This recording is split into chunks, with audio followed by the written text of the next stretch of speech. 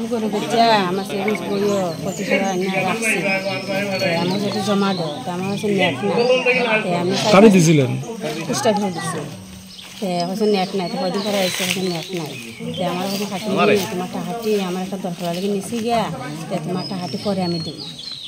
কইয়া পরে আমি বইতে নিছি উপরে আর দেওয়া হয়েছে না এখন পর্যন্ত টাকাটি এখনো দিছে না কত টাকা 25,000 যার কাছে জমা দিয়েছেন তাদের নাম জানেননি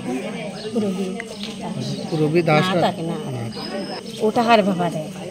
সব আইসি দেখে মানে আইসি কেন আমরা তো জানি না খবর ভাইয়া ওখানে দৌড়িয়ে আইসি আজকে কইছেন এই টাকার কথা তাই আমি ওখানে জিজ্ঞাসা কথা হয় আজকে কি দেখছেন আর অনেকেরই এরকম টাকা নিছে নাকি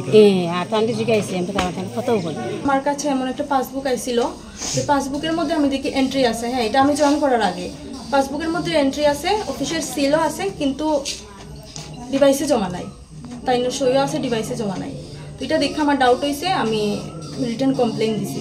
তো তারপরে একটা একটা করে বাইরে হয়েছে কত টাকা এমন হবে নয়শো এটা তো ইনকোয়ারি চলতেছে আনুমানিক একটা এখন পর্যন্ত কত টাকার আপনার অভিযোগ আমি বুঝতে পারতেছি না এটা ইনকোয়ারি চলতেছে ওনার নাম কি তার নাম ইঞ্জিনিয়ার কি যার বিরুদ্ধে অভিযোগ আছে পুরবিনা উনি কি দায়িত্বে আছেন আপনাদের জিডিএস এমডি এবার 2 দিনের ভিতরে হ্যাঁ দুটো টাইম কইছে যে টাইম সব সলভ করে দিব সবার টাকাই ফিরিয়ে দিব হ্যাঁ টাইম তো এটা কইতাছে মানে এটা অফিসেও জানানো হয়েছে বা অফিস থেকেও জানে অন্যথায় যদি না দেয় তখন কি করা হইব আমি এসে জানাই দিব এবং আজকের গোটা বিষয়টা তো আপনি অফিসে জানাইছেন জানাইছি অফিসের কি বক্তব্য